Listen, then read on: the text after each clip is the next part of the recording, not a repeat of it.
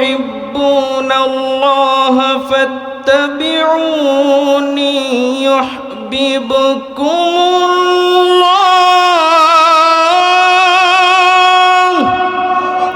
আর জোরে বলেন না আল্লাহু আকবার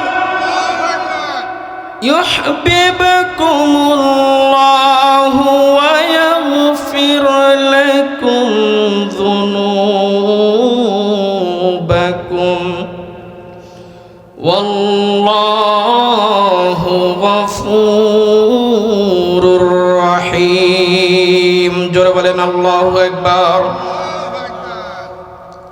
আল্লাহ পাক রব্বুল আলামিন এই আয়াতের ভিতরে হযরতে নবী করিম সাল্লাল্লাহু আলাইহি ওয়াসাল্লামকে ডাক দিয়ে বলতেছেন, হে নবী, আপনার উম্মতদেরকে আপনি জানায় দেন, তারা যদি আমি আল্লাহকে পেতে চায়, আমি আল্লাহকে যদি তারা ভালোবাসতে চায়, তাহলে তারা যেন আপনি নবীর অনুসরণ করে, আপনি নবীর যেন আনুগত্য করে, অনুসরণ করে। মুসলমান ভাইরা আমার, পর্দার আড়ালের মা বোনেরা, আল্লাহ পাক রব্বুল আলামিন এই আয়াতের ভিতরে আমার আপনার মায়ার নবীকে অনুসরণ করার কথা বললেন। কোন নবীকে আমরা অনুসরণ করব? হযরতে মুহাম্মদ সাল্লাল্লাহু আলাইহি ওয়াসাল্লাম সাধারণ কোন নবী নয় রে। কেমন নবী, কোন নবীকে আল্লাহ অনুসরণ করতে বললেন? আমার আপনার মায়ার নবী যখন মা আমেনার গর্ভের ভিতরে, তখন নবীর বাবা আব্দুল্লাহ চলে গেলেন মদিনাতে ব্যবসার উদ্দেশ্যে। ওখানে গিয়েই মৃত্যুবরণ হলো আমার আপনার মায়ার নবী। মায়ের গর্ভে থাকা অবস্থায় বাবা হারাইতিম হয়ে গেলেন। আমার আপনার মায়ার নবী মায়ের গর্ভে, বাবা ইন্তেকাল করলো গো। এদিকে মা আমেনা হয়ে গেলেন বিধবা, পেটে সন্তান। আমার আপনার মায়ার নবী গর্ভে আছে। পাড়া প্রতিবেশী মহিলারা মা আমেনার কাছে আসার পর মা আমেনার শরীর থেকে এমন এক সুগন্ধি পায়, আতরের সুগন্ধি পায়, যে আতরের সুগন্ধি আগে কখনো তাদের নাকে আসে নাই, যে ঘ্রাণ আগে কখনো তারা পায় নাই। তারা আশ্চর্যান্বিত হয়ে গেল। আমেনা তো বিধবা, তার স্বামী তো ইন্তেকাল করেছে, আবার সে গর্ভবতী। তাহলে ওই আমেনা কেন আতর ব্যবহার করে? আবার এমন দামি আতর কোথায় পেল, যা সৌদি আরবে কোথাও পাওয়া যায় না, আরব দেশে কোথায় পাওয়া যায় না? এমন আতর সে কোথায় পাইল? কেনই বা ব্যবহার করে? মহিলারা, পাড়া প্রতিবেশী মহিলারা তারা কানাঘোষা করতে লাগলো। তারা মা আমেনার শাশুড়ি, আমার মায়ার নবীর দাদি আব্দুল মুত্তালিবের স্ত্রীর কাছে বিচার চাইল যে আপনার সন্তানের স্ত্রী, আপনার সন্তান তো মারা গেছে, সে তো বিধবা হয়ে গেছে, এরপরেও সে কেন আতর ব্যবহার করে? বিচার দিল আব্দুল মুত্তালিবের স্ত্রী আব্দুল মুত্তালিবের কাছে বিচার দিল। আব্দুল মুত্তালিব মা আমেনাকে ডাক দিলেন, ও আমেনা, ও মা, আমার কাছে আসো, আমার কাছে আসো। পাড়া প্রতিবেশী মহিলারা বলতেছে, তুমি নাকি আতর ব্যবহার করো, আমিও তো সুগন্ধি পাইতেছি, এমন দামি আতর আমি তো সৌদি আরবে কোথাও পাই নাই। আমি তো কাবাঘরের মোতাওয়াল্লি, আমি দুনিয়ার এত জায়গায় ঘুরলাম, আরবের এমন কোনো অলিগলি নাই আমি ঘুরি নাই, সব জায়গায় আমি ঘুরে দেখেছি, কিন্তু এমন দামি আতর আমি কোথাও পাই নাই। এই আতর তুমি কোথায় পাইলা? আবার তুমি তো বিধবা, আমার সন্তান তো ইন্তেকাল করেছে, তোমার গর্ভে সন্তান, তুমি বিধবা হওয়া সত্ত্বেও কেন তুমি আতর ব্যবহার করো? আমেনার দিকে আব্দুল মুত্তালিব তাকাইয়া দেখে মা আমেনার চোখ বেবে টপ টপ করে চোখের পানি বের হইতেছে। মা আমেনা কান্না করতেছে আর বলতেছে, আব্বা গো, ও ও আব্বা, আপনি কি আমাকে কখনো দেখেছেন আমি ঘরের বাহিরে বের হয়েছি? আব্দুল মুত্তালিব ডাক দিয়া বলে, না না না, তুমি তো কখনো বাড়ির বাইরে যাও না, তুমি তো কখনো মদিনা আরবের অলিগলিতে ঘোরো নাই, মক্কার অলিগলিতে কখনো যাও নাই। আব্বা গো, আমি যেহেতু বাড়ির বাইরে বের হই না, তাহলে আমি কিভাবে আতর পাইব? কোথায় আমি আতর কোথা থেকে কিনব? আব্বা গো, আমি আপনাকে আশ্চর্যজনক কিছু ঘটনা শোনাইব। ভালো করে শুনে রাখেন ও আমার ভাইরা, ও পর্দার আড়ালের মা ও বোনেরা, ভালো করে দিলের কান লাগায় শুনবেন। আল্লাহ তাআলা বললেন নবীকে অনুসরণ করতে। আমরা কোন নবীর অনুসরণ করব? কেমন নবীর অনুসরণ করব গো? যেই নবী যখন মায়ের গর্ভে ছিলেন, মা আমিনা বর্ণনা করেন, আব্বা গো, আমি যখন রাত্রিতে বিছানায় ঘুমাই, সকালবেলা ঘুম থেকে উঠে দেখি আমি যেই পার্শ্বে ঘুমাইছিলাম বিছানার, ওই পার্শ্বে থেকে সুঘ্রাণ বের হয়। শুধু তাই নয় রে, আমি যখন থুতু ফেলি, আমার পেটের সন্তান গর্ভে আসার পর থেকে আমি যেই থুতু ফেলি, সেই থুতু থেকেও সুগন্ধি বের হয়। জোরে বলেন সুবহানাল্লাহ। আমরা কোন নবীর অনুসরণ করব? কেমন নবী আমার মায়ার নবী গো? আমার মায়ার নবী সাধারণ কোন নবী নয়। মা আমিনা বর্ণনা করেন, যখন তার গর্ভে আমার মায়ার নবী ছিলেন, বলেন আব্বা গো, আরো কিছু আশ্চর্যজনক ঘটনা শোনাই। আমি যখন পাথরের উপর দিয়ে হাঁটি, সৌদি আরবের জমিন, মক্কার জমিন হলো পাথরের জমিন, শক্ত শক্ত পাথর। মা আমিনা বর্ণনা করেন, আমার এই সন্তান গর্ভে আসার পর থেকে আমি যখন শক্ত পাথরের উপর পা রাখি, ওই শক্ত পাথর, যেই পাথরের উপর আমার পা পড়ে, সাথে সাথে শক্ত পাথর তুলার মতো নরম হয়ে যায়। শুধু তাই নয়, মা আমিনা বর্ণনা করেন যে আমি যখন কূপের কাছে পানি নেওয়ার জন্য যাই, আমার সন্তান যখন আমার গর্ভে এসেছে, তারপর থেকে যখন আমি কূপে পানি আনার জন্য গিয়েছি, কূপে গিয়া দেখি পানি হলো তলে, পানি অনেক নিচে, কূপের নিচে আছে। আমি বালতিতে রশি বাঁধছি, বেঁধে যখন আমি বালতিটা কূপের কাছে নিয়ে যাই, তখন পানি আর তলানিতে থাকে না, অটোমেটিক পানি কূপের মুখে চলে আসে। জোরে বলেন সুবহানাল্লাহ। আমার মায়ার নবী কেমন নবী? গর্বে, মায়ের গর্বে যখন ছিলেন, তখন হলেন বাবা হারাইতিম হয়ে গেলেন, বাবা ইন্তেকাল করলেন। আবার একটা সময় বাবার জন্য খুব কান্না করতে লাগলেন। মাঠের ভিতরে বন্ধুদের সাথে, ছোট্ট বাচ্চাদের সাথে খেলাধুলা করতে যাই। যখন সন্ধ্যা হয়ে যায়, সকলের বাবা আসে, সদাই নিয়ে আসে, সদাই দেয়, মজা দেয় সন্তানদেরকে। কোলে তুলে বাবা ডাক দিয়ে কোলে তুলে আদর করে, কোলে তুলে নিয়ে কপালে চুমু খায়, দুই গালে চুমু খায়। আহারে কত আদর করে। আমার আপনার মায়ার নবী দাঁড়ায় থাকে, বাবার অপেক্ষা করে, কিন্তু বাবাকে পাই না, তার তো বাবা আসে না। আমার মায়ার নবী মাঠে থেকে কান্না করতে লাগলেন। ওইদিকে মা আমিনা চিন্তায় পড়ে গেলেন। সন্ধ্যা হয়ে যায়, আমার সন্তান মুহাম্মদ কেন আসে না? মা আমিনা খুঁজতে খুঁজতে দেখলেন যে এক মাঠের ভিতরে দাঁড়িয়ে কান্না করিতেছে। মা আমিনা জিজ্ঞাসা করলেন, ও বাবা মুহাম্মদ, তুমি কেন কান্না করো? তুমি বাড়িতে কেন আসো নাই? মুহাম্মদ সাল্লাল্লাহু আলাইহি ওয়াসাল্লাম, তিনি তো ছোট্ট বাচ্চা, বয়স 6 কি 7 বছর হবে, এমন একটা সময় বয়স। সময় বললেন, ও মা, সকলের বাবা আসে, আমার বন্ধু বান্ধবকে নিয়ে যায়, আদর করে মজা দেয়, আমার বাবা কেন আসে না? আমি আমার বাবার কাছে যাব। মা আমিনার বুঝাইতে পারলেন না। মুহাম্মদ সাল্লাল্লাহু আলাইহি ওয়াসাল্লাম, আমার আপনার মায়ার নবী গো, মায়ার নবীর আবদার আর ফেলতে পারলেন না। আমার আপনার মায়ার নবীকে বাবার কবরের কাছে নিয়ে গেলেন। বাবার কবরের কাছে নিয়ে গেলেন, নিয়ে যাওয়ার পর দেখা দিলেন, উটের উপর থেকে দেখা দিলেন, ওই যে বাবা মুহাম্মদ, দেখো তো, ওটা হলো তোমার পিতার কবর, ওটা হলো তোমার বাবার কবর। যখনই দেখা দিলেন, সাথে সাথে আমার আপনার মায়ার নবী নবী উটের উপর থেকে এক লাফ দিয়ে দৌড়াইয়া বাবার কবরের দিকে গেছে গো। বাবার কবরের কাছে গিয়ে হাউমাউ করে কান্না শুরু করে দিছে। কান্না করে আর ডাক দিয়া কয়, ও বাবা, আমি তোমার কাছে ধন সম্পদ চাই না, আমি তোমার কাছে টাকা পয়সা চাই না, আমি তোমার কাছে কোনো গাড়ি চাই না, বাড়ি চাই না, আমি তোমার কাছে মজাও চাই না। তুমি শুধু আমাকে একটু আদর করে কোলে তুলে নাও না, আমার কপালে একটু চুমু খাই, আমার নামটা ধরে একটু ডাক দাও, মোহাম্মদ বলে একটু ডাক দাও, একটু বাবা বলে ডাক দাও না। আমিনা ডাক দেয়া বলে, ও বাবা মোহাম্মদ, তোমার বাবা আর তোমার কাছে আসবে না গো, তোমার বাবা তো দুনিয়াতে নাই, দুনিয়াতে নাই, পরপারে আল্লাহর কাছে চলে গেছে।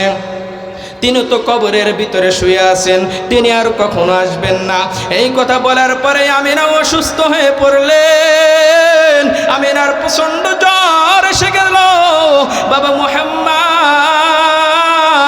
ওই মুহাম্মদ সাল্লাল্লাহু আলাইহি ওয়াসাল্লাম তাকায় দেখলেন তার মা আমিনা অসুস্থ হয়ে গেছেন, অসুস্থ হয়ে পড়ছেন, আর তিনি বেশি কথা বলতে পারতেছেন না, মাটিতে শুয়ে পড়ছেন।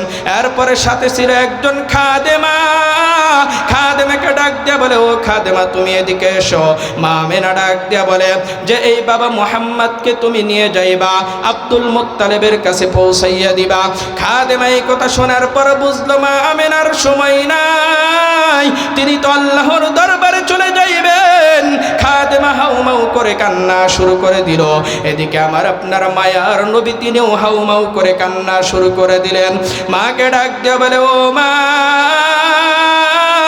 ও মা, তুমি আমাকে ছেড়ে চলে যাও না, আমার বাবাও তো চলে গেছেন আমাকে ইতিম করে দিয়ে, আমি যখন গর্ভে ছিলাম তখনই তো চলে গেছেন, আমার বয়স মাত্র 6 বছর, এই বয়সেই যদি তুমি চলে যাও আমার তো দুনিয়াতে আর কেউ থাকে না গো, আমি তো একেবারেই ইতিম হয়ে যাব। আমার আপনার মায়ার নবী ছোট্ট বাচ্চা হাউমাউ করে কান্না শুরু করে দিলেন। কিন্তু মা আমিনার তো আর হায়াত নাই, আমার মায়ার নবীর মাত্র 6 বছর বয়স, এই বয়সেই আমার মা আমিনা, আমার মায়ার নবীর মা আমিনা তিনিও চলে গেলেন। আমার মায়ার নবী মাত্র 6 বছর বয়সে বাবা হারা মা হারা ইতিম হয়ে গেলেন। এ মুসলমান বন্ধুরে, ও পর্দার আড়ালের মা বোনেরা, আমরা কোন মায়ার নবীর অনুসরণ করব? ও মা বোনেরা, তোমরা কোনো সাধারণ মা নয়, তোমরা হইল এমন মা যাদের গর্ভে এসেছে আমার আপনার মায়ার নবী, যার গর্ভে এসেছে হযরত নূহ আলাইহিস সালাতু ওয়াস সালাম, যেই নারীর গর্ভ থেকে এসেছে ইব্রাহিম খলিল, যেই নারীর গর্ভে থেকে এসে মুসা কালিমুল্লাহ, যেই নারীর গর্ভে থেকে এসেছে ঈসা রুহুল্লাহ, আমার আপনার মায়ার নবী ওই নারীর গর্ভ থেকে এসেছেন। এমনকি বাইজিদ বুস্তামি, আব্দুল কাদের জিলানী, খাজা মঈনুদ্দিন চিশতি রহমাতুল্লাহি আলাইহি, এদের মতো দুনিয়া বিখ্যাত আল্লাহর ওলিরাও তাদের গর্ভ থেকে এসেছে। এজন্য মা বোনেরা, আপনারা হলেন অমূল্য রতন, আপনাদেরকে পর্দার আড়ালে থাকতে হবে, পর্দার বাহিরে থাকা যাবে না। যে জিনিস যত দামি সেটাকে বেশি প্রোটোকল দিয়ে রাখা হয়, সেটা বেশি পর্দার ভিতরে রাখা হয়। এজন্য মা ও আমার বোন, পর্দার আড়ালের মা বোনেরা ভালো করে শুনে রাখবেন, পর্দা ছাড়া কখনো বাহির বের হবেন না। বলতেছিলাম আমার আপনার মায়ার নবী সাধারণ কোন নবী নয়, মাত্র 6 বছর বয়সে বাবা হারা মা হারা ইতিম হয়ে গেলেন। খাদেমা নিয়ে গেলেন আব্দুল মুত্তালিবের কাছে। আব্দুল মুত্তালিব জিজ্ঞাসা করলেন, আমিনা কোথায়? খাদেমা বলে, আমিনা আর আসবে না, আসবে না গো। আব্দুল মুত্তালিব হাউমাউ করে কান্না শুরু করে দিলেন। আহারে ছোট্ট বাচ্চা, ছোট্ট বাচ্চা, তার বাবাও নাই, মাও নাই। আব্দুল মুত্তালিব দায়িত্ব নিলেন। আব্দুল মুত্তালিব দায়িত্ব নেওয়ার পর মাত্র কয়েক বছরের মাথায় আব্দুল মুত্তালিব দাদাও তাকে, এমন একটা মুহূর্তে, এমন একটা সময় আমার আপনার মায়ার নবীকে ব্যবসার উদ্দেশ্যে নিয়ে যাইতেছেন। চাচা আবু তালেব সাথে করে নিয়ে যাইতেন ব্যবসার উদ্দেশ্যে। রাস্তার ভিতরে পথিমধ্যে এক পাদ্রী ছিল, এক পাদ্রীর বাসা ছিল। ওই পাদ্রীর বাসার কাছে একটা গাছের তলায় সকলেই বসে একটু বিশ্রাম নিতেছে। ওই পাদ্রী তাকায় দেখে আমার আপনার মায়ার নবীর উপর 12 বৎসরের একটা শিশু বাচ্চা, সেই বাচ্চার মাথার উপরে এক খণ্ড মেঘ। আহারে কত রোদের তাপ, ওই রোদের তাপের ভিতরে আমার আপনার মায়ার নবীর মাথার উপরে এক খণ্ড মেঘ। আমার নবী হেঁটে হেঁটে যেদিকে যায় ওই মেঘের খণ্ডও মাথার উপর দিয়ে ছায়া দিতে দিতে সেদিকে যায়। জোরে বলেন সুবহানাল্লাহ। এ শুধু তাই নয় রে, আমার আপনার মায়ার নবী একটা গাছের নিচে ছিলেন। ওই পাদ্রী তাকায় দেখে অবাক করে এক কাণ্ড দেখে। কি কাণ্ড, কি কাহিনী, কি কাহিনী গো, যে আমার আপনার মায়ার নবী যখন গাছের তলায় ছিল তখন গাছ আমার আপনার মায়ার নবীর সামনে নত হয়ে সেজদা করে। পাদ্রী সাথে সাথে দৌড়াইয়া আবু তালেবের কাছে আসছে, এসে বলে এই বাচ্চাকে, বাচ্চাকে, এই শিশু বাচ্চাকার, এই বাচ্চাকে। আবু তালেব ডেকে বলে হলো কুরাইশ বংশের মুহাম্মদ, আব্দুল্লাহর ছেলে, আমার ভাতিজি, আব্দুল মুত্তালিবের নাতি। এ কোনো সাধারণ বাচ্চা নয়, এ হলো মুহাম্মদ নাম, কুরাইশের বাচ্চা। তখন পাদ্রী ডেকে বলে তোমার ভাতিজিকে নিয়ে তুমি ওই ইহুদিদের কাছে যাও না, ইহুদিদের কাছে ব্যবসার উদ্দেশ্যে যাও না। তোমার ভাতিজিকে দেখার সাথে সাথে চিনে ফেলবে, তোমার ভাতিজিকে তারা হত্যা করে ফেলবে। তোমার ভাতিজিকে মক্কায় পাঠাইয়া দাও। ও আমার ভাইরা, ও পর্দার আড়ালের মা বোনেরা, আমার মায়ার নবী সাধারণ কোন নবী নয় রে। যখন ছোট্ট বাচ্চা ছিলেন তখনও ইহুদিরা চিনেছিল, তখনও খ্রিস্টানরা চিনেছিল যে আমার আপনার মায়ার নবী এক সময় সর্বশ্রেষ্ঠ নবী হবেন। এ আমার আপনার মায়ার নবী নবুয়ত পাইলেন। নবুয়ত পাওয়ার পর তিনি দাওয়াতি কার্যক্রম চালাইতে লাগলেন। এইদিকে চাচা আবু তালেবও ইন্তেকাল করলো। হযরত খাদিজা রাদিয়াল্লাহু তাআলা আনহার সাথে চাচা আবু তালেব মারা যাওয়ার আগে বিবাহ পড়ায় দিয়েছিলেন। খাদিজা রাদিয়াল্লাহু তাআলা আনহা নবীজিকে অনেক অনেক হেল্প করেছেন।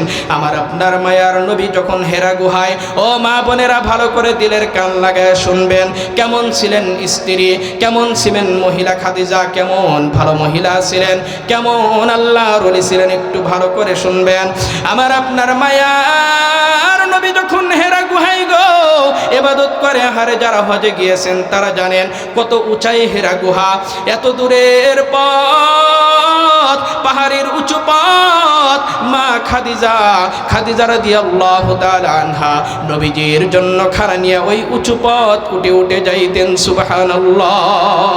কেমন মহিলা ছিলেন, স্বামীর কি অনুগত্য ছিলেন, স্বামীর কেমন খেদমত করতেন।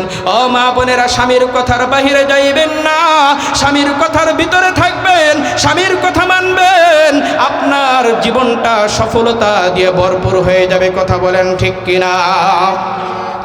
আমার আপনার মায়ার নবী কেমন নবী গো, নবুয়ত পাওয়ার পর যখন দাওয়াতি কার্যক্রম শুরু করে দিলেন, দাওয়াতি কার্যক্রম করার পর হারে নিজের চাচা আবু লাহাব, এমনকি আবু জাহেল, এরকম উতবা সাইবা চাচারা, তার গোষ্ঠীর মানুষেরা আমার আপনার মায়ার নবীর বিরোধিতা করতে লাগলো। আহারে কত রকম কষ্ট দেয়। একবার আমার আপনার মায়ার নবী কাবা শরীফের সামনে নামাজ আদায় করতেছে, যখন সেজদায় গেছে আবু জেহেল, সেও তো আমার নবীজির বংশের লোক, আমার নবীজির একরকম চাচা হয়। আহারে আবু জেহেল উটের ভুঁড়ি, বিশাল বড় ভুঁড়ি নিয়ে আমার আপনার মায়ার নবী সেজদারত অবস্থায় আছেন। ওই অবস্থায় আমার আপনার মায়ার নবীর ঘাড়ের উপর, মাথার উপর ওই উটের ভুঁড়ি দিয়ে দিছে। আমার আপনার মায়ার নবী আর উঠতে পারে না। আমার আপনার মায়ার নবীর নিঃশ্বাস বন্ধ হয়ে যায়। হযরতে ফাতেমা রাদিয়াল্লাহু তাআলা আনহা তিনি এই দৃশ্য দেখতে পাইলেন, তিনি দৌড়াইয়া আসলেন। আসার পর ওই ভুঁড়িটা সরাইয়া দিলেন।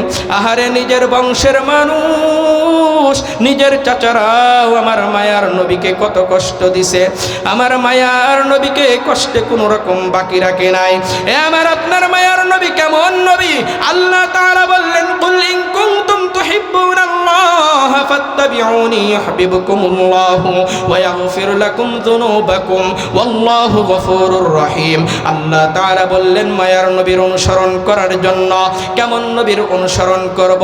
যেই নবী কত কষ্ট করে আমাদের পর্যন্ত ইসলাম পৌঁছাইয়া দিয়েছেন। আহারে উহুদের ময়দানে গিয়া নিজের দান শহীদ করেছেন। উহুদের ময়দানে রক্ত ঝরালে দিন কায়েমের জন্য, পাথর বুকে ফুটালে ফুল, মনুষ্য জাতি ছিল শূন্য। শত জ্বালাতন সয়েছ তুমি, সেই কাহিনী শুনে কেঁদেছি। আমি দেখিনি তোমায় চোখের তারায়, তবুও তোমায় ভালোবেসেছি। মনের এই ক্যানভাসে তোমার ছবি ভাসে, তোমার প্রেমে যেন পড়েছি। নবীকে কি আমরা কখনো দেখেছি? নবীকে আমরা কখনো দেখি নাই, তারপরেও আমরা নবীকে ভালোবাসি, নিজের অন্তর থেকে মহাব্বত করি। কেমন মহাব্বত করি? যদি আমার নবীর জন্য এমন হয় যে নবীর জন্য জীবন দিতে হয়, তাহলে কি আমরা জীবন দিতে প্রস্তুত আছি? হযরত ওমর ফারুক রাদিয়াল্লাহু তাআলা আনহু, তার সামনে অনেক সাহাবাদের সামনে বয়ান করা হইতেছে। নবী আমার জানায়া দিলেন, লা ইউমিনু আহাদুকুম হাত্তা আকুনা হাব্বা ইলাইহি মিন ওয়ালিদিহি ওয়া ওয়ালাদিহি ওয়ান নাসি আজমাইন। এই অর্থ হলো, এই হাদিসের অর্থ হলো যে তোমরা নবীকে এমন ভালোবাসো, দুনিয়ার যা কিছু আছে, তোমার সম্পদ আদি, তোমার সন্তান আদি, তোমার মা বাবা স্ত্রী সন্তান, সবচেয়ে প্রিয় জিনিস যা কিছু আছে, সব কিছুর চাইতে আমার আপনার মায়ার নবীকে বেশি ভালোবাসতে হবে। হযরত ওমর ফারুক রাদিয়াল্লাহু তাআলা আনহু এই হাদিস শোনার পর আমার আপনার মায়ার নবীকে গিয়ে বললেন, ও মায়ার নবী গো, আমি আপনাকে ভালোবাসি, সব কিছুর চাইতে ভালোবাসি। নবী আমার বললেন, তুমি কি তোমার জানের চাইতেও আমাকে ভালোবাসো? হযরত ওমর ফারুক রাদিয়াল্লাহু তাআলা আনহু বললেন, না না না, আমি আপনাকে তো আমার জানের চাইতে বেশি ভালোবাসি না। আমার মায়ার নবী বলে দিলেন, তাহলে তো তুমি প্রকৃত মুমিন হতে পারো না। হযরত ওমর ফারুক রাদিয়াল্লাহু তাআলা আনহু কিছুক্ষণ চিন্তা করতে লাগলেন। চিন্তা করার পর আমার মায়ার নবীকে বললেন, ও নবী গো, এবার আমি আপনাকে আমার জানের চাইতেও বেশি ভালোবাসি। জোরে বলেন সুবহানাল্লাহ। এবার নবী আমার ডাক দিয়ে বললেন, ও ওমর, এবার তুমি খাঁটি মুসলমান হতে পেরেছো, তুমি প্রকৃত মুমিন হতে পেরেছো, সত্যিকারের মুমিন হতে পেরেছো। তাহলে এই হাদিস দ্বারা বুঝলাম, যদি আমরা সত্যিকারের প্রকৃত মুমিন হতে চাই, তাহলে আমার আপনার মায়ার নবীকে নিজের জানের চাইতেও বেশি ভালোবাসতে হবে। কথা বলেন ঠিক কিনা? আমার আপনার মায়ার নবী কেমন নবী? কোন নবীকে আমরা অনুসরণ করব? কেমন নবীকে আমরা অনুসরণ করব গো?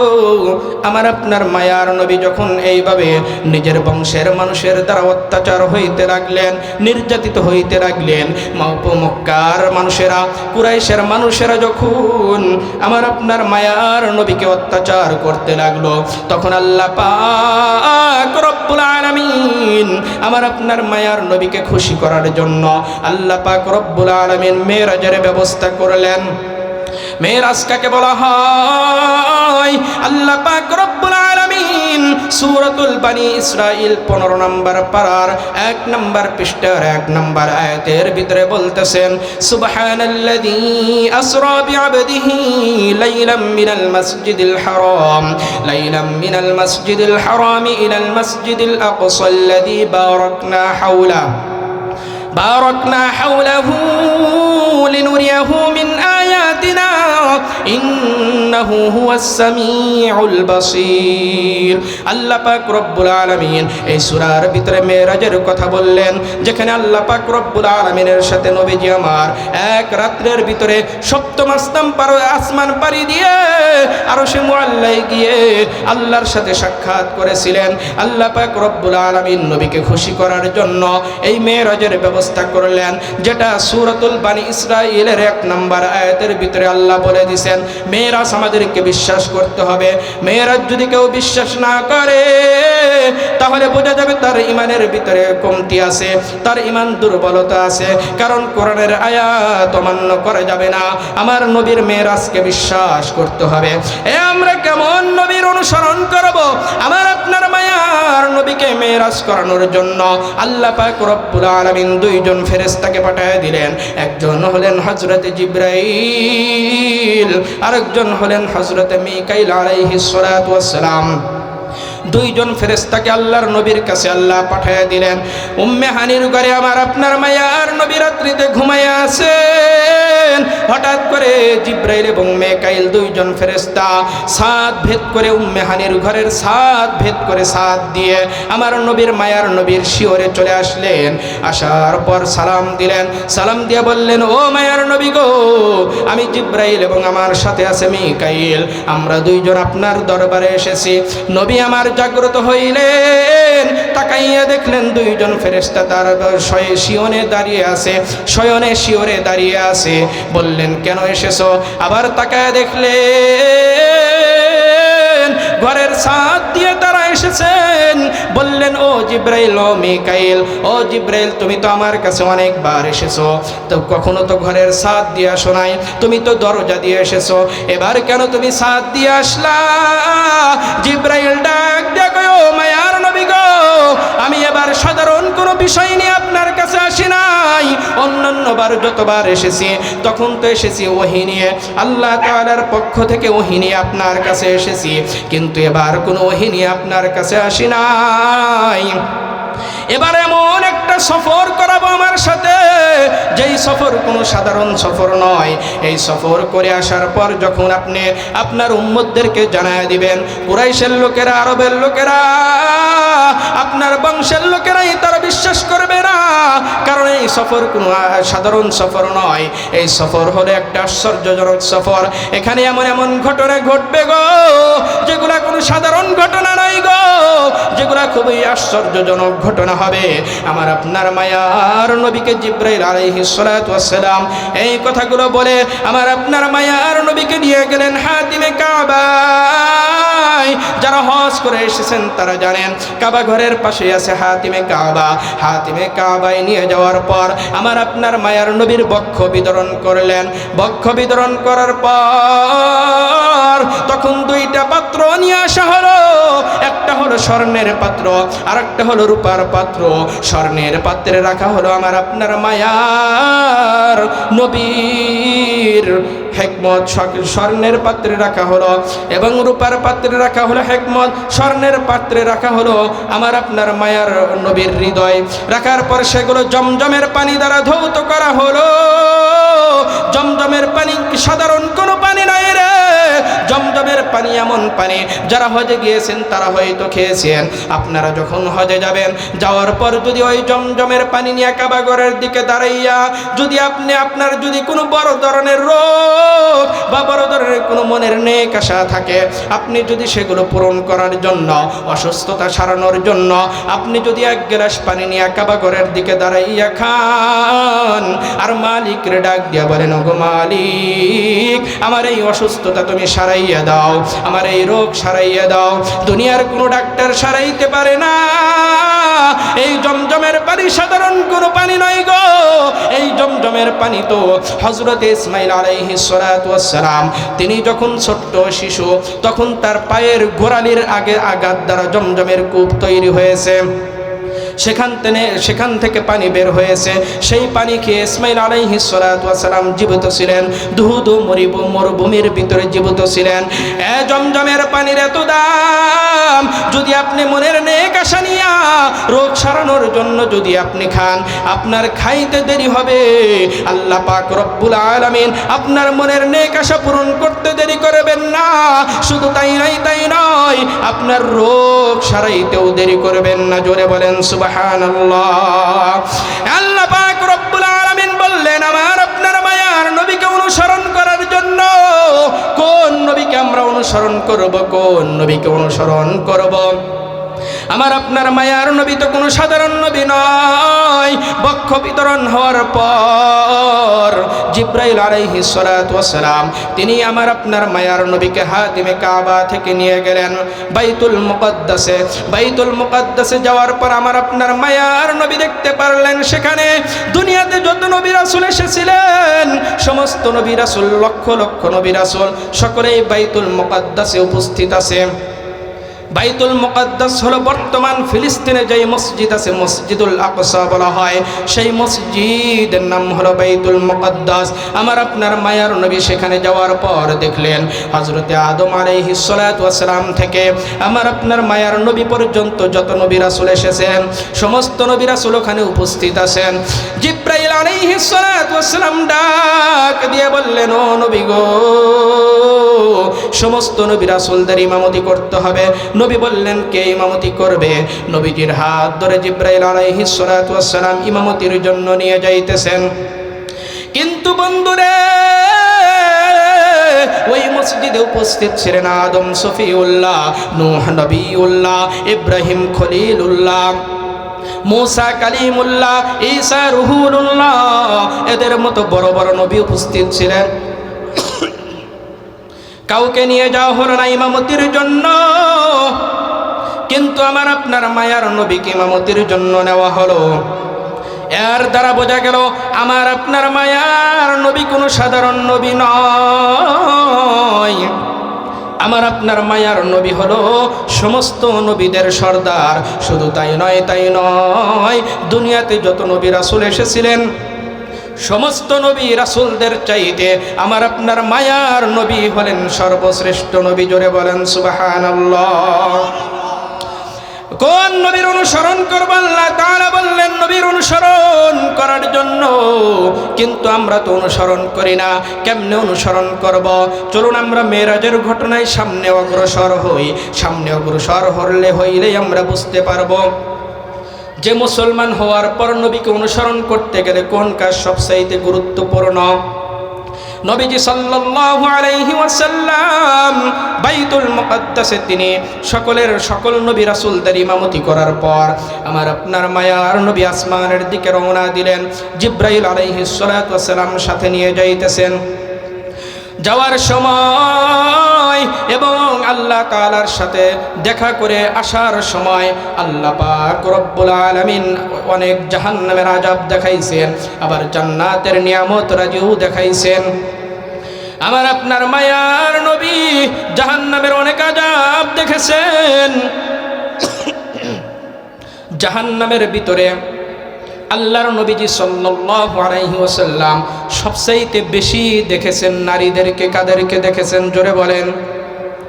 নারীদেরকে সবচাইতে বেশি দেখেছেন। তারা জাহান্নামের ভিতরে জ্বলতেছে।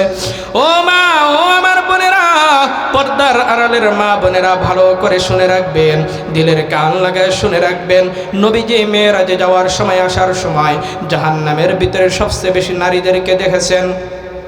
ও আমার মা বোনেরা, যদি জাহান্নামে যেতে না চান তাহলে স্বামীর আনুগত্য করুন, আল্লাহ তাআলার হুকুম মেনে চলুন। হযরত ফাতেমা রাদিয়াল্লাহু তাআলা আনহার মতো জীবন গঠন করুন, হযরত আয়েশা সিদ্দিকা রাদিয়াল্লাহু তাআলা আনহার মতো জীবন গঠন করুন।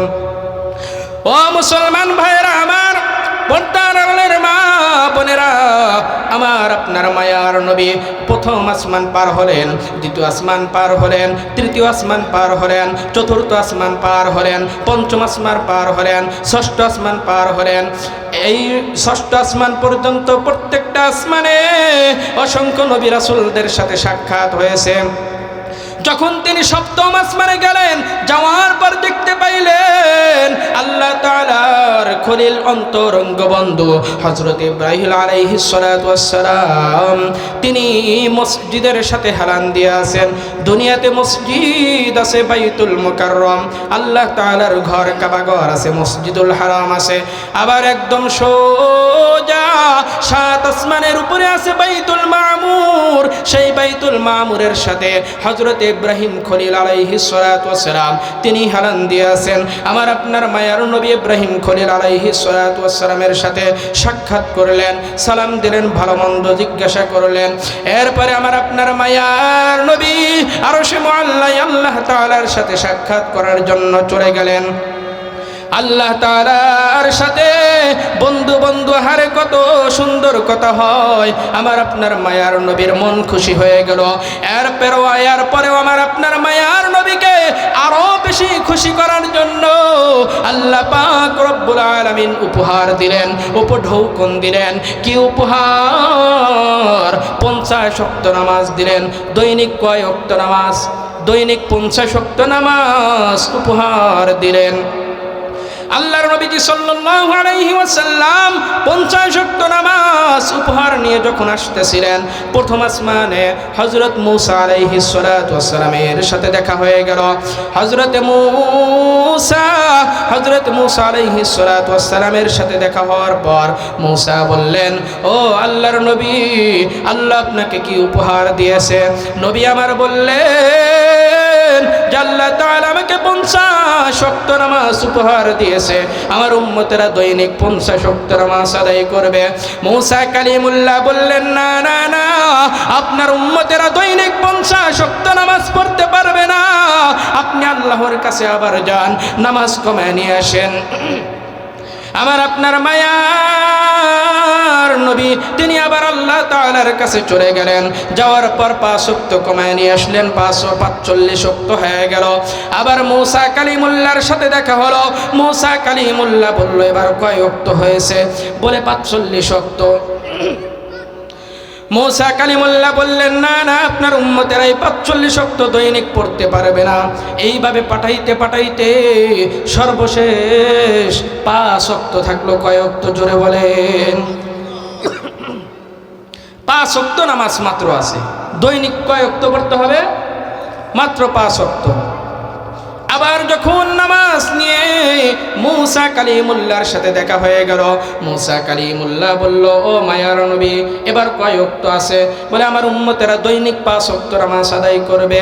মূসা কালিমুল্লাহ বললেন, এটাও পারবে না। একটু জোরে বলেন না, মূসা কালিমুল্লাহ কি কথা মিথ্যা বলেছেন? 5 ওয়াক্ত নামাজ কয়জন আদায় করে? মূসা কালিমুল্লাহ সেই প্রায় 1500 বছর আগে আসমানে যখন দেখা হয়েছিল নবীর সাথে, তখনই বলেছিলেন যে আপনার উম্মতেরা দৈনিক 5 ওয়াক্ত নামাজ পড়তে পারবে না। কথা কিন্তু সঠিক। কয়জন পড়ি আমরা নামাজ? আমরা নামাজ পড়ি না। এ মুসলমান ভাইরা আমার, পর্দার আড়ালের মা বোনেরা গো, আল্লাহর নবীকে আল্লাহ তাআলা মাত্র 5 ওয়াক্ত নামাজ উপহার দিয়েছেন। নবী আমার মূসা কালিমুল্লাহকে বললেন, আমি আর আল্লাহর কাছে যেতে পারবো না, আমার তো লজ্জা লাগতেছে, আমি তো বড়ই লজ্জায় পড়ে যাব, আমি কিভাবে মাত্র 5 ওয়াক্ত নামাজ কমায় নিয়ে আসবো? আল্লাহর নবী দুনিয়াতে চলে আসলেন। ও মুসলমান ভাইরা আমার, দুনিয়াতে আসার পর সাহাবায়ে কেরামদেরকে বিভিন্ন ঘটনা শোনাইতে লাগলেন। তিনি জান্নাতের ভিতরে কি কি নিয়ামত রাজি দেখেছেন, আবার জাহান্নামের ভয়ঙ্কর আযাবগুলো দেখেছেন। একটা আযাব নবী আমার দেখতে পাইলেন, ফেরেশতারা কিছু মানুষের মাথার উপর বড়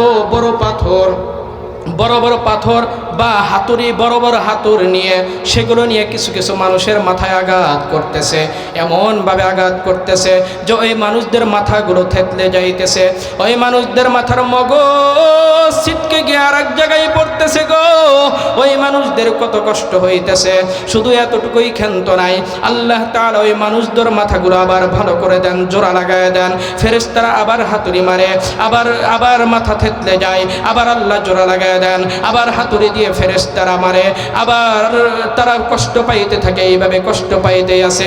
নবী আমার জানায় দিলেন, ও সাহাবায়ে কিরামরা, তোমরা জানোনি এই মানুষদেরকে এত কষ্ট এত আযাব কেন দেওয়া হচ্ছে? নবী আমার জিবরাইল আমিনকে জিজ্ঞাসা করলেন, কেন দেওয়া হচ্ছে এই আযাবগুলো? জিবরাইল আমিন ডাক দিয়ে বললেন, ও মায়ার নবী গো, আপনার উম্মতেরা এরা হলো আপনার উম্মত। কেমন উম্মত জানেননি? এদের কর্ণকুহরে যখন ফজরের নামাজের আজান পৌঁছেছে, তখন তারা ফজরের নামাজে যায় নাই। ফজরের নামাজের চাইতে নিজের ঘুমকে বেশি প্রাধান্য দিছে। ওই খেতা টেনে নিছে, কম্বল শরীরের উপর টেনে নিছে, ফজরের নামাজে যায় নাই, আরো ভালোভাবে ঘুমাইছে। তাদের কর্ণকুহরে যখন জোহরের আজান পৌঁছাইছে, তখন তারা মসজিদে জোহরের নামাজের জন্য যায় নাই। জোহরের নামাজের চাইতে দুনিয়াবি কাজকে তারা বেশি প্রাধান্য দিছে। আবার যখন আসরের নামাজের আজান হয়ে গেছে, আসরের নামাজে তারা মসজিদে যায় নাই, আসরের নামাজের চাইতে খেলাধুলাকে বেশি প্রাধান্য দিছে। আবার যখন মাগরিবের আজান হয়ে গেছে গো, তখন তারা মাগরিবের নামাজেও যায় নাই। মুয়াজ্জিন তাদেরকে ডাকে, হাইয়া আলাস সালাহ, হাইয়া আলাস সালাহ, নামাজের জন্য এসো, নামাজের জন্য এসো। কিন্তু তারা নামাজের যায় নাই। মাগরিবের নামাজের চাইতে তারা খেলাধুলা দুনিয়াবি কাজকে বেশি প্রাধান্য দিছে। আবার যখন ইশারের নামাজের আজান হয়ে গেছে, তখন তারা ঘরের ভিতরে টেলিভিশন দেখে। ইশারের নামাজের যায় নাই তারা, ইশারের নামাজের চাইতে ঘরের ভিতরে টেলিভিশন দেখাকে, স্টার জলসা, জি বাংলা নাটক, সিনেমা, গান দেখাকে তারা বেশি প্রাধান্য দিছে।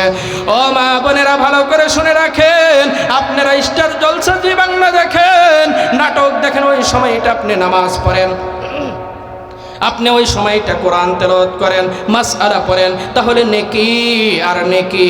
আর যদি আপনি নাটক সিনেমা দেখে সময় নষ্ট করেন গো, ওই যে আযাবের কথা বললাম, ফেরেশতারা মাথায় বড় বড় হাতুড়ি দিয়ে আঘাত করতেছে, মাথা থেতলে যাইতেছে, মগজ এক জায়গায় গিয়ে পড়তেছে, মাথার খুলি আর এক জায়গায় গিয়ে পড়তেছে, আবার জোড়া লাগতেছে, আবার এইভাবে আপনাকে আযাব দেওয়াই হচ্ছে। আহারে কত কষ্ট! নবী আমার জানায় দিলেন, তোমরা যদি 5 ওয়াক্ত নামাজ এইভাবে অবহেলা করো, তাহলে তোমাদেরকে এই আযাব দেওয়া হবে। ও মুসলমান ভাইরা আমার, আমরা কখনো নামাজ ছাড়ব না। যদি আমরা নামাজ আদায় করি, তাহলে লাভ কি জানেননি? আমি প্রথমে বলেছিলাম যে নবীর অনুসরণ করতে হবে। অনুসরণ করতে গেলে প্রথম কাজ ওই হলো নামাজ পড়তে হবে। কথা বলেন, কি পড়তে হবে? কিছু মানুষ এমন আছে গো, বলে আমি নবীকে খুব ভালোবাসি, নবীকে অনেক মহব্বত করি, কিন্তু ওই বান্দা নামাজ আদায় করে না। যদি জিজ্ঞাসা করেন নামাজ কেন পড়ে না গো, বলে যে নামাজ না পড়লেও হয়। জোরে বলেন নাউজুবিল্লাহ। আজান শুনে আসো যারা বিছানায়, তাদের জন্যে কান্দেন নবী মদিনায়, তাদের জন্যে কান্দেন নবী মদিনায়। ওই নবীর জন্য কি মায়া লাগে না? ওরে উম্মত মসজিদে কেন আসো না? হায়রে উম্মত নামাজে কেন আসো না? আমরা কখনো কি নামাজ মিস করব? আমরা কখনোই নামাজ মিস করব না। বলতেছিলাম কিছু নবীর প্রেমিক আছে, বলে আমি নবীকে খুব ভালোবাসি কিন্তু নামাজ পড়ে না। অথচ নবীকে আল্লাহ তাআলা কি উপহার দিয়েছেন মেরাজে? একটু জোরে বলেন না, কি উপহার দিয়েছেন? নামাজ উপহার দিয়েছেন। আল্লাহ তাআলা কি বলেছেন? নবীকে অনুসরণ করতে। নবীজির জিন্দেগি নামাজ কখনো মিস করেন নাই। হ্যাঁ, যুদ্ধের কাজে গিয়ে 6 রক্ত নামাজ কাজা হয়েছিল, সেটাও আমাদেরকে মাসালা শেখানোর জন্য আল্লাহ তাআলা কাজা করে দিয়েছিলেন যে কাজা নামাজ আদায় করতে হয়। হঠাৎ হইতে পারে, ভুলে হইতে পারে, বা আপনার কাজে কর্মে হইতে পারে, কিন্তু আপনি বাড়িতে অলসতা করে বসে আছেন, নামাজ আদায় করেন না, এটা তো নবীর প্রেমিক হতে পারে না। আল্লাহ তাআলা আমাদের সকলকে নামাজ বেশি বেশি পড়ার তৌফিক দান করে দিক, সকলে বলে আমিন। নামাজ পড়বো তো আমরা ইনশাল্লাহ, নামাজ আদায় করবো তো, নামাজ কখনো মিস করব না আমরা, নামাজ কখনোই মিস করব না।